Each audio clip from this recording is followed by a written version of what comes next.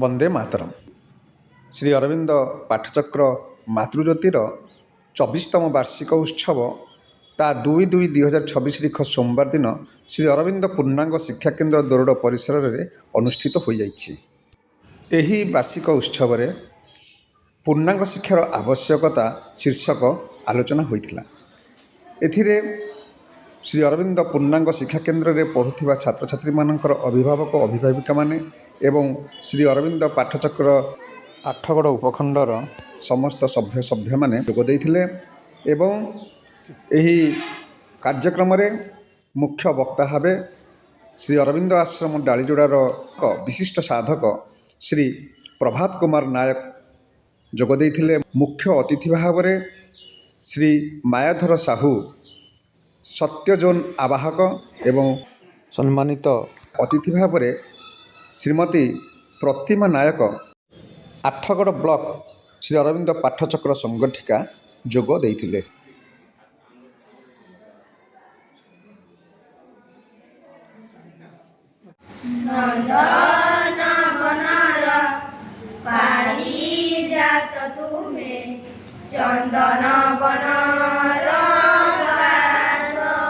विश्वास भरोसा ए तीन जदि नहब आम कौन आगे पारा मुक्त शिक्षार असल उद्देश्य होची जहाँ हमको मुक्ति पथरे परिचालित करे मुक्ति आगे बाट देखाई। तोर सत्यम सजात आम्भे माने भारत वर्षर युवकगण तोर मंदिर रे आसीन प्रार्थना करुछु सुन मातः ए भारत वर्षे आविर्भूत प्रकाश जगत श्रेष्ठ भारत जाति निबिड़ तिमिर रे आच्छन्न थिला तोई मातः गगन प्रांत रे अल्प अल्प उदय हेउछु तोर स्वर्गीय शरीर तिमिर सकलଙ୍କ ମଧ୍ୟରେ ଏବଂ सकलଙ୍କ ବାହାରେ सकलଙ୍କ ସାରବସ୍ତୁ ତୁ ପୁଣି सकलଙ୍କ ଠାରୁ ଦୂରରେ ତୁ ସମସ୍ତ ଶକ୍ତି ଘନୀଭୂତ ହୋଇଛି ते ही केन्द्र करी सचेतन समस्त व्यस्तिशतर तू ही स्रष्टा मु तोर अभिमुखी हेली तोते वंदना करुछि हे जगतर मुक्तिदाता तो दिव्य प्रेम सह मिसी एक होई जाई मु दृष्टिपात करुछि पृथ्वी उपरे तार जीवन सकलंक उपरे देखुछि एही शुद्ध सरल एवं पूर्ण मन प्राण अहमात्मक श्रद्धा जो श्रद्धा को जयविलास गर्व अभिमान मनर दम्भ स्वेच्छाचारिता व्यक्तिगत दाबी निम्न प्रकृतिर सकल तुच्छ तृप्तिर कामना कलुषित कर रखिছে से श्रद्धार पर्वत अनुशासन शिक्षा संलोक दिगरे ऊर्ध्वको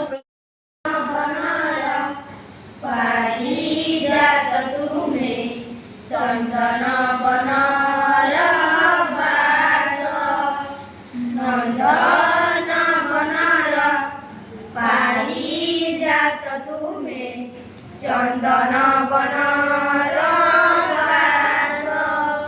मंदाकिनी धारा जराई दियो मंदाकिनी धारा जराई दियो तुम मधुमयी हस नंदन बनार पारिजात तुम्हें चंदन बनार नंदन बनार पारिजात तुम्हें चंदन बनार आनंदमयी गो आनंदर धारा धरा बुके जाओ बही प्रतिष्ठि काल हृदय कुटुम मधुर परस देई आनंदमयी गो आनंदर धारा धरा बुके जाओ बही प्रतिष्ठि काल हृदय कुटुम मधुर परस देई सुसुत चेतना जगाई दियो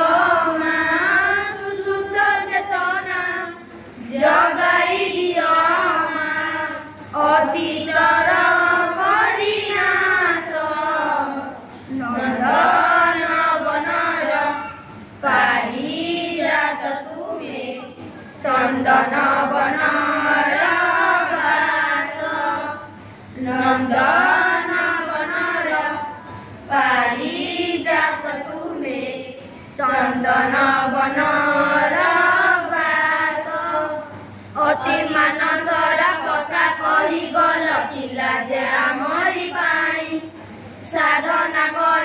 ସିଦ୍ଧି ଆଣିଦେଲ ପ୍ରଭୁଙ୍କ ସାଥିରେ ଥାଇ। ଅତି ମାନସର କଥା କହିଗଲ ଥିଲା ଯେ ଆମରି ପାଇଁ। ସାଧନା କରିଲ ସିଦ୍ଧି ଆଣିଦେଲ ପ୍ରଭୁଙ୍କ ସାଥିରେ ଥାଇ। ସମ୍ଭାବନା ସବୁ ସମ୍ଭବ କରିଲ, ସମ୍ଭାବନା ସବୁ ସମ୍ଭବ କରିଲ। ଦେଇ ଅଖଣ୍ଡ ବିଶ୍ୱାସ ନନ୍ଦନ ବନର ପାରିଜାତ ତୁମେ ଚନ୍ଦନ ବନର ବାସ। ନନ୍ଦନ ବନର ପାରିଜାତ ତୁମେ ଚନ୍ଦନ ବନର ବାସ। ମନ୍ଦାକିନୀ ଧାରା ଝରାଇ ଦିଅ ମା, ମନ୍ଦାକିନୀ ଧାରା ଝରାଇ ଦିଅ ମା। ତୁମ ମଧୁମୟୀ ହସ ନନ୍ଦନ ବନର ପାରିଜାତ ତୁମେ ଚନ୍ଦନ ବନର ବାସ। ଚନ୍ଦନ ବନର ପାରିଜାତ ତୁମେ ଚନ୍ଦନ ବନର ବାସ।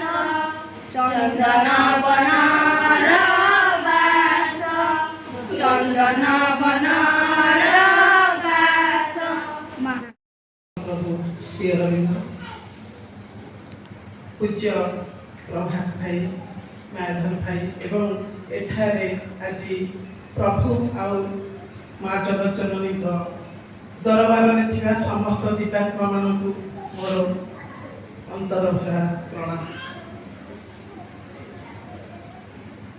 ଆମେମାନେ ସମସ୍ତେ କିଛି ନା କିଛି ପ୍ରତ୍ୟକ୍ଷ ଭାବରେ ହଉ ବା ପରୋକ୍ଷ ଭାବରେ ହଉ ଶ୍ରୀ ଅରବିନ୍ଦ ପୂର୍ଣ୍ଣାଙ୍ଗ ଶିକ୍ଷା କେନ୍ଦ୍ର ସହିତ ଜଡ଼ିତ। ଯାହାଙ୍କ ନାମରେ ଏହି ଶିକ୍ଷା କେନ୍ଦ୍ରଟି ହେଇଛି, ପ୍ରଥମେ ତାଙ୍କୁ ତ ଜାଣିବା ନିହାତି ଆମର ଆବଶ୍ୟକ ଏବଂ ସେ ଶିକ୍ଷା କେନ୍ଦ୍ରର ଉଦ୍ଦେଶ୍ୟ, ସେଠି ତାର ଲକ୍ଷ୍ୟ, ଏସବୁ ଦିଗରେ ଆମେ ନିହାତି କିଛି ନ ଜାଣିଲେ ତାର ଲାଭ ବା ତାର ଫଳଟା ଆମେ ପାଇବା ନାହିଁ। ପ୍ରଥମ କଥା ହେଉଛି, ଯେମିତି ସମୁଦ୍ରର ଟୋପାଏ ପାଣି ଆମେ ଯଦି ଚାଖିବା ପାଟିକୁ ନେବା ସେ ଲୁଣି ଲାଗେ, ଠିକ୍ ସେମିତି ଆମ ପ୍ରଭୁ ଆଉ ମାଙ୍କର ପ୍ରତ୍ୟେକ ଟିକିଏ ଏତେ ଟିକିଏ ମୋତେ ଶବ୍ଦ, ଗୋଟିଏ ଶବ୍ଦ ମା ନାମ ମଧ୍ୟ ସେମିତି ଅତି ମଧୁର, ଅତି ମାନେ ଯେଉଁଟାକି ଆମ ଅନ୍ତରକୁ ଛୁଇଁଲା ଭଳିଆ ଜିନିଷ। ତେଣୁ ପ୍ରଭୁଙ୍କ ବିଷୟରେ, ମାଙ୍କ ବିଷୟରେ କହିବା ଏତ ନାହିଁ। ଭାଇ ଅଛନ୍ତି, ଭାଇ ସେସବୁ ବିଷୟରେ କହିବେ। ତେବେ ଏବେ ଟିକେ ଅଳ୍ପ ମୁଁ ମାତ୍ର ଗୋଟେ ବା 20 ମିନିଟ୍ କହିବି। ସୂର୍ଯ୍ୟ କିରଣ ପଡ଼ିଛି, ସୂର୍ଯ୍ୟ ହେଉଛନ୍ତି ସକଳ ଶକ୍ତିର ଆଧାର। ଆମେ ସମସ୍ତେ ଦେଖୁଛେ, ସମସ୍ତେ ବି ଜାଣିଛେ, କିନ୍ତୁ ଯଦି ଜଣେ ଘର ଭିତରେ କବାଟ ଦେଇକି ରହିବ, ସେ ସୂର୍ଯ୍ୟ କିରଣର ଲାଭ ଉଠେଇ ପାରିବେ କି? ଆଦୌ ନୁହେଁ। ଆଉ ଜଣେ ଦ୍ୱିତୀୟ ବ୍ୟକ୍ତି, ସେ କବାଟଟି ଟିକେ ଖରା ଆଡ଼କୁ ଖୋଲା କରିଦେଉଛି, ସୂର୍ଯ୍ୟ କିରଣ ଆଡ଼କୁ ଅଳ୍ପ ଖୋଲା କରିକି ରହିଲା, ତାହେଲେ ସେ କ'ଣ କରିବ? ସେ ତା ଦେହରୁ କିଛି ଆଲୋକ ପାଇବ, ସୂର୍ଯ୍ୟଙ୍କ ଠାରୁ କିଛି ଆଲୋକ ପାଇବ। କିନ୍ତୁ ତୃତୀୟ ବ୍ୟକ୍ତି ଯଦି ସମ୍ପୂର୍ଣ୍ଣ ଭାବେ ବାହାରକୁ ଚାଲିଗଲା, ଘର ବାହାରକୁ ଚାଲି ଯାଇକି ସୂର୍ଯ୍ୟଙ୍କ ପାଖରେ ବା ସୂର୍ଯ୍ୟଙ୍କ କିରଣରେ ସେ ନିଜକୁ ରଖିଦେଲା, ତାହେଲେ ସେ ସମସ୍ତ ଶକ୍ତିର ଅଧିକାର ପାଇବ, ସମସ୍ତ ଶକ୍ତି ତା ଉପରେ ପଡ଼ିଯିବ। ଠିକ୍ ସେମିତି ଆମେ ପ୍ରଥମ କଥା ହେଉଛି, ଆମେ ଯଦି ନିଜକୁ ସମ୍ପୂର୍ଣ୍ଣ ରୂପେ ମାଙ୍କ ପାଖରେ ନିଜକୁ ସମର୍ପଣ କରିଦେବା, ମାଙ୍କ କାର୍ଯ୍ୟ ସବୁ, ମାଙ୍କର ପିଲା, ମାଙ୍କର ଘର, ମାଙ୍କର ସବୁ, এই ଗୋଟିଏ ଜିନିଷ ଆମ ମନରେ ଯଦି ଗୋଟେ ଧାରଣା ଆଣିବା ଏବଂ ସେ ବିଶ୍ୱାସ ଆଣିବା ଆଉ ଭରସା ଆଣିବା, ବିଶ୍ୱାସ ଭରସା ଏ ଦୁଇଟା ଯଦି ନ ହେବ ଆମେ କୌଣସିଥିରେ ଆଗେଇ ପାରିବା ନାହିଁ।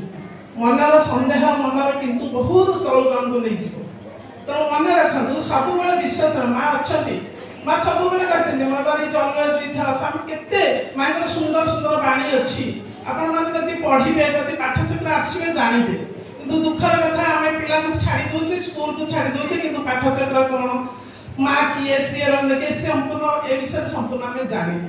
ଥରେ ଯଦି ସେ ମଧୁ ଆମେ ଚାଖିଦେବା ତାହେଲେ ଆଉ ତାକୁ ଛାଡ଼ିକି ଆମେ ଯାଇପାରିବାନି। ପ୍ରତ୍ୟେକ ଆମରି କାର୍ଯ୍ୟ ଭିତରେ ଆମର ଘର କାମ ହଉ, ଆମ ଅଫିସ କାମ ହଉ, ଯେକୌଣସି କାମ ହଉ, ସେ କାମ ଭିତରେ ହିଁ ଆମେ ମାଙ୍କୁ ଡାକୁଥିବା ଏବଂ ଆମ କାମ କରୁଥିବା।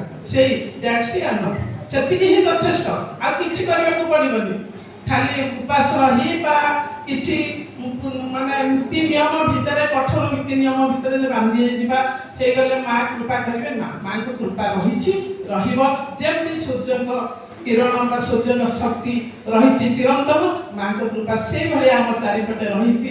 ସେ ଚିରନ୍ତନ ସବୁବେଳେ ଅଛି, କେବଳ ଅଭାବ ରହୁଛି ଆମେ ତାଙ୍କ ପାଖରେ ହାତ ଟେକି ପାରୁନି। ଆଉ ଯେଉଁଦିନ ଆମେ ତାଙ୍କ ପାଖରେ ହାତ ଟେକିଦେବା, ତାଙ୍କ ପାଦ ତଳେ ମଥା ନଇଯିବା, ସେଇଦିନ ମାଙ୍କ କୃପା ଆମ ଉପରେ ଝରି ପଡ଼ିବ। ସେଦିନ ଆଉ କିଛି ବୁଝିବାକୁ ବାକି ରହିବନି, ଆପେ ଆପେ ଆପଣ ଅନୁଭବ କରିବେ। ବନ୍ଦେ ମାତରମ୍।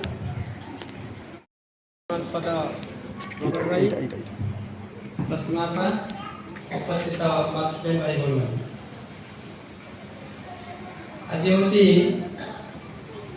ମାତୃନୀତି ପାଠ୍ୟକ୍ରମର 23ତମ ବାର୍ଷିକୋତ୍ସବ। 23 ହେବନି 24ତମ, କାରଣ 23 ବର୍ଷ ପୁରୀ।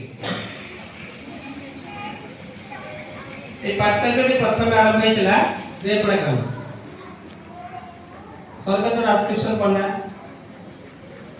এবং ଆଉ କିଛି ବୟସ୍କ ଲୋକ ସେ ସମୟରେ କୁମ୍ଭେଶ୍ୱର ମହାଦେବଙ୍କ ପୀଠରେ ଉପସ୍ଥିତ ହେଇଥିଲେ। କ୍ଷେତ୍ରାଣୀ ତାର ସଂଯୋଗ ଥିଲେ, ସମସ୍ତଙ୍କୁ ଡାକିଥିଲେ ଏବଂ ଅଦ୍ୱୈତ ଭାଇନା ମଧ୍ୟ ଆସିଥିଲେ। ସେ ମହାଦେବଙ୍କ ପୀଠରେ ପ୍ରଥମେ ପାଠ୍ୟକ୍ରମ ଗଠନ ହେଇଥିଲା ଏଇ 2 ତାରିଖ। ଯଦିଓ ସେମାନଙ୍କର ଉଦ୍ଦେଶ୍ୟ ଥିଲା ପୂର୍ଣ୍ଣାଙ୍ଗ ଶିକ୍ଷା କେନ୍ଦ୍ର କରିବା ପାଇଁ, କଟକ ଯାଇକି ସେମାନେ ପରାମର୍ଶ ନେଇଥିଲେ। ତାଙ୍କୁ କହିଥିଲେ ଯେ ତୁମେ ପ୍ରଥମେ ପାଠ୍ୟକ୍ରମ କର। ସେଇଠାରୁ ପ୍ରଥମେ ଏଇ ଯେଉଁ ବର୍ତ୍ତମାନ ଅଛନ୍ତି ଯେଉଁ ଭାଇମାନେ ସମସ୍ତେ ମିଶିକି ପାଠ୍ୟକ୍ରମ ଆରମ୍ଭ କରିଛନ୍ତି। ଏ ପାଠ୍ୟକ୍ରମ ଗଠନ ପରେ ପରେ ପୂର୍ଣ୍ଣାଙ୍ଗ ଶିକ୍ଷା କେନ୍ଦ୍ର ଜୁନ୍ ମାସରେ ହେଇଥିଲା। ତେବେ ଆଜିର ବିଷୟବସ୍ତୁ ପୂର୍ଣ୍ଣାଙ୍ଗ ଶିକ୍ଷା, ପୂର୍ଣ୍ଣ ଶିକ୍ଷା କଣ? ହଠାତ୍ ଗୋଟେ ପିଲା ଜନ୍ମ ହେଲା, ତା ମାଠୁ ଜନ୍ମ ହେଇଗଲା। ଜନ୍ମ ହେଇଗଲା ପରେ ପରେ ସେ ମାଠୁ ଜନ୍ମ ହେଇକି ଭୂଇଁରେ ପଡ଼ିଲା ମାତ୍ରକେ ଧାଇଁଲା। ତା ବାପା ତା ପଛ ପଛ ଗୋଡ଼େଇଲେ। ଗୋଡ଼େଇ ଗଲେ କିଛି ବାଟ ଗଲା ପରେ ସେ ପଛକୁ ଅନଉ ନଥାଏ। ପିଲାଟା ଜନ୍ମ ହେଇକି ଧାଇଁଛି, ଛୋଟ ପିଲାଟା ଜନ୍ମ ହେଇକି ଧାଇଁଛି। ଆଶ୍ଚର୍ଯ୍ୟ କଥା। ତା ପଚାରେ କହିଲା ତୁ ଧାଇଁଛୁ କାହିଁକି?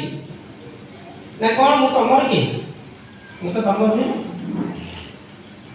ମୁଁ ହେଉଛି ଭଗବାନଙ୍କର।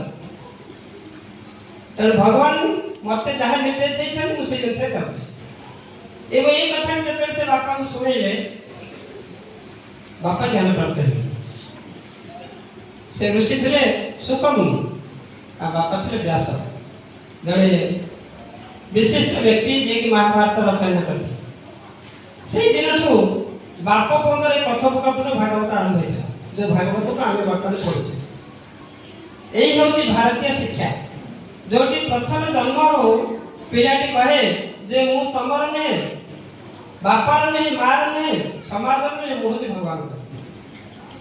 ଆଉ ଗୋଟେ ପିଲା, ବାପା ଯଜ୍ଞ କରୁଛନ୍ତି, ଯଜ୍ଞରେ ସବୁ ସମ୍ପଦ ଦାନ କରିଛନ୍ତି, ଗାଈମାନଙ୍କୁ ଦୁହାଳେ ଗାଈମାନଙ୍କୁ ଦାନ କରିଛନ୍ତି। ଶେଷରେ ବୁଢ଼ୀ ଗାଈ ଯେଉଁ ସବୁ ଥିଲେ ତାଙ୍କୁ ମଧ୍ୟ ଦାନ କରୁଛନ୍ତି। ପିଲା ଯାଇକି ପହଞ୍ଚିଲା, ପଚାର ବାପା ଏ ବିଶ୍ୱଜିତ ଯଜ୍ଞର ନିୟମ ହେଉଛି ଯେ ଜଣେ ତାର ଅତି ପ୍ରିୟ ଜିନିଷକୁ ଦାନ କରିବା କଥା। ତମେ ତ ମୋତେ ପର୍ଯ୍ୟନ୍ତ ଦାନ କରୁନ, ସମସ୍ତଙ୍କୁ ଦେଇଦେଲ, ଗାଈମାନଙ୍କୁ ଦେଇଦେଲେ, ସେ ସବୁ ବୁଢ଼ୀ ଗାଈମାନଙ୍କୁ ଦେଲେ, ମୋତେ କାହାକୁ ଦାନ କଲ? ବାପା ବିରକ୍ତ ହେଇଗଲେ, ରାଗିଗଲେ, କାରଣ ଏଇ ଛୋଟ ପିଲା ମୋତେ ବୁଝି ଦେଉଛି, କହିଲେ ମୁଁ ତତେ ଜମୁକୁ ଦାନ କଲି। ପିଲା କହିଲେ ଯେ ଜମୁକୁ ଦାନ କଲ, ଯେ ମୁଁ ଚାଲିଲି।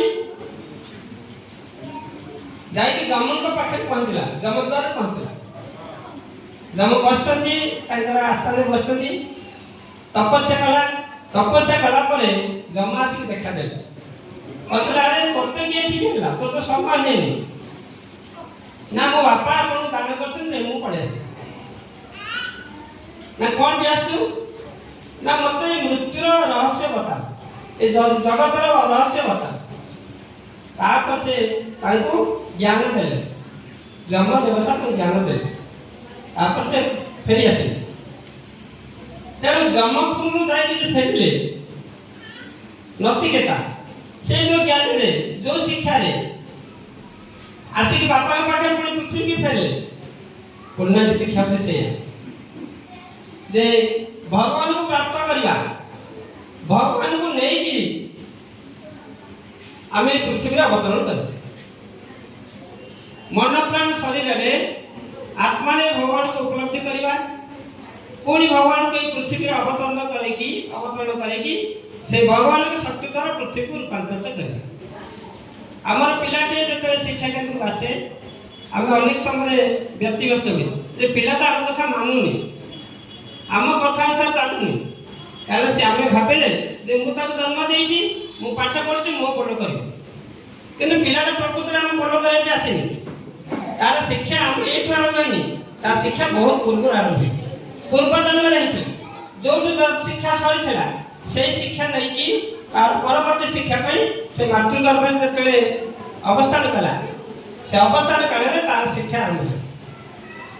ଏବଂ ସେଇ ସଚେତନତା ସହିତ ଆମେ କେତେ ତା ସହିତ ସଚେତନ ହେଇକି ଭଗବାନଙ୍କ ସହିତ ମିଳିତ ହେଲେ ସେଇ ହେଉଛି ତାର ଫଳ। ଏବେ ଯେତେବେଳେ ଜନ୍ମ ହେଇଛି ସେତେବେଳେ ଅନେକ କାର୍ଯ୍ୟ ସବୁ ସରିଯାଇଥିଲା, ଅନେକ ଶିକ୍ଷା ସରିଯାଇଛି।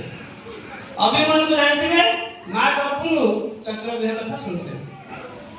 ଚକ୍ରବ୍ୟୁହ ଗୋଟେ କଥା, ଗୋଟେ ଭେଦ ଯେ ଯୋଉଠିକି ଶକଡ଼ ଚକା ଭଳିଆ ସୈନ୍ୟମାନେ ସଜିଛନ୍ତି, ଯାହା ଭିତରକୁ କେବଳ ଦ୍ରୋଣ ଯାଇପାରିବେ, ଦ୍ରୋଣ ଜାଣିଛନ୍ତି ଏବଂ ଅର୍ଜୁନକୁ ଶିଖେଇଥିଲେ, ଆଉ କେହି ଯାଇପାରିବେନି।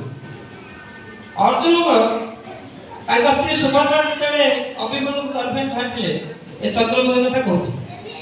ସେ ଚକ୍ରବ୍ୟୁହ କଥା କହୁଥିବା ସମୟରେ ସିଏ କହିସାରିଥିଲେ ଯେ ଚକ୍ରବ୍ୟୁହ ଭିତରୁ କେମିତି ପଶିବ, କେମିତି ବାହାରିବ, କେମିତି ସେ କଥା କହିଲା ବେଳକୁ ତାଙ୍କ ଶୋଇପଡ଼ିছে।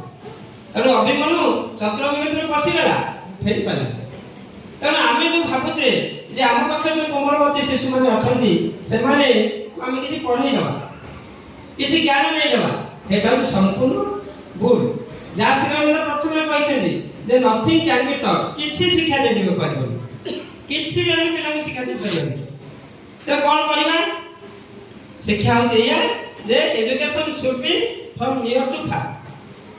ଆଉ ସେକେଣ୍ଡ ନିୟମ ହେଲା ଯେ mind should be consulted with its own progress. ତିନିଟା କଥା ଶ୍ରୀକୃଷ୍ଣ ତାଙ୍କ ଶିକ୍ଷାରେ କହିଥିଲେ। ପ୍ରଥମ ହେଲା nothing can be taught, mind should be consulted with its own progress, education should be from near to ଫାର୍।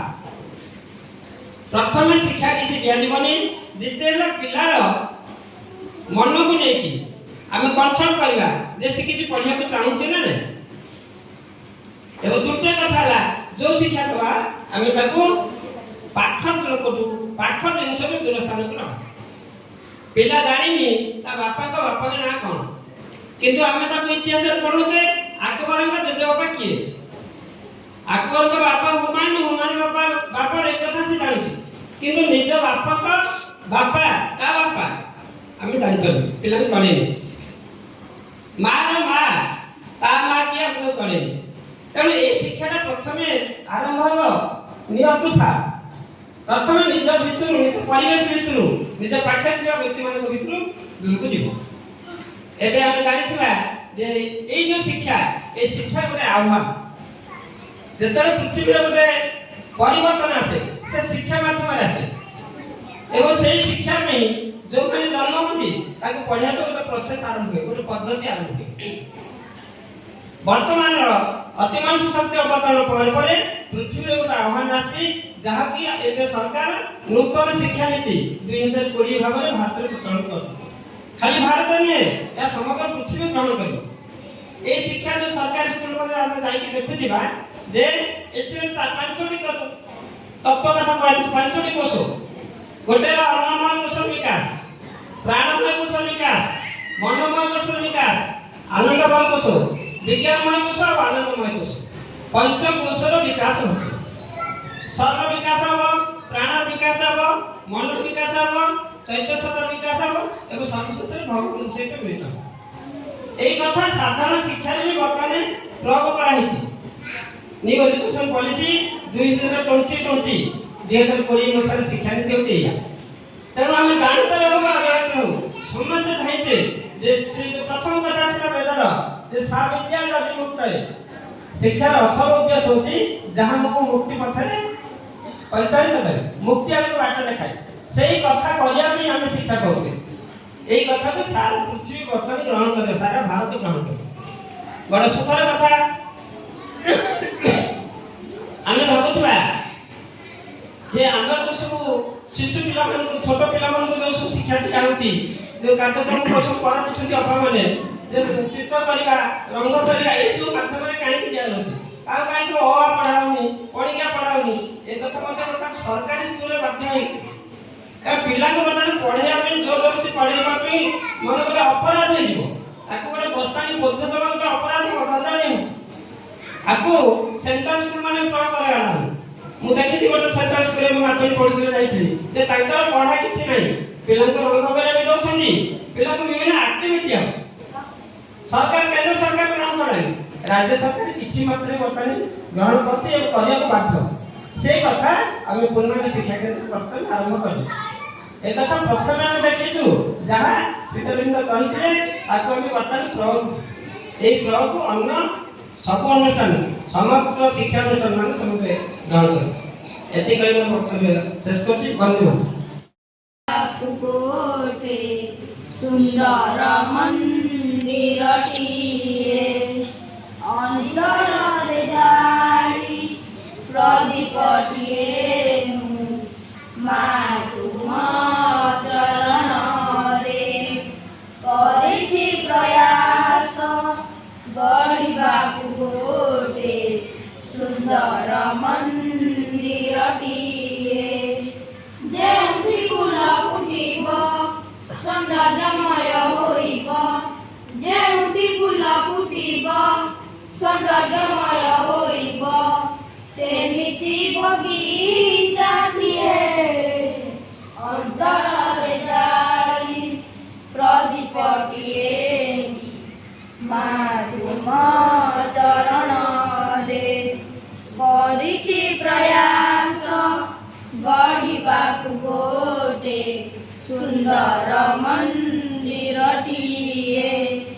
मातृमंत्र जप हेउथिब नित्य दश दिगे नाम सेहि नाम गाई गाई सार्थक हेब जीवन मातृमंत्र जप हेउथिब नित्य दश दिगे नाम सेहि नाम गाई गाई सार्थक हेब जीवन जेउठी दुख नथिब खुशी लहरी खेलिब जेउठी दुख नथिब खुशी लहरी खेलिब सेमिति सागरटिए अंतरे जाली प्रदीपटिए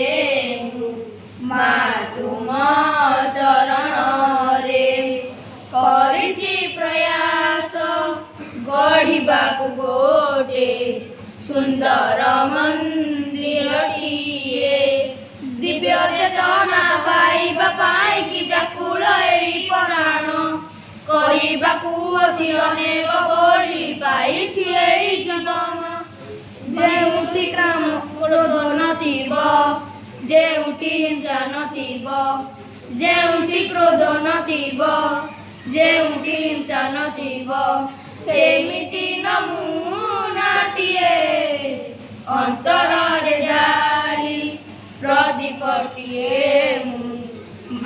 तुम चरण रे करिछि प्रयास गढ़िबाकु गोटे सुंदर मंदिरटिए अंतरे जाली प्रदीपटिए तुम चरण रे करिछि प्रयास गढ़िबाकु गोटे सुंदर मंदिरटिए जेउठी फूल ଫୁଟିବ ସୌନ୍ଦର୍ଯ୍ୟମୟ ହୋଇବ ଯେଉଁଠି ଫୁଲ ଫୁଟିବ ସୌନ୍ଦର୍ଯ୍ୟମୟ ହୋଇବ ସେମିତି ବଗିଚାଟିଏ ଅନ୍ତରରେ ଜାଳି ପ୍ରଦୀପଟିଏ ମା ତୁମ ଚରଣରେ କରିଛି ପ୍ରୟାସ ଗଢ଼ିବାକୁ ଗୋଟେ ସୁନ୍ଦର ମନ୍ଦିରଟିଏ ସୁନ୍ଦର ମନ୍ଦିରଟିଏ ସୁନ୍ଦର ମନ୍ଦିରଟିଏ। ଭିଡ଼ିଓଟିକୁ ଶେଷ ପର୍ଯ୍ୟନ୍ତ ଦେଖିଥିବାରୁ ଆପଣମାନଙ୍କୁ ଅନେକ ଅନେକ ଧନ୍ୟବାଦ। ଭିଡ଼ିଓଟି ଯଦି ଭଲ ଲାଗିଥାଏ ତେବେ ଲାଇକ୍, ସେୟାର, କମେଣ୍ଟ ଓ ସବସ୍କ୍ରାଇବ୍ କରିବାକୁ ଭୁଲିବେ ନାହିଁ।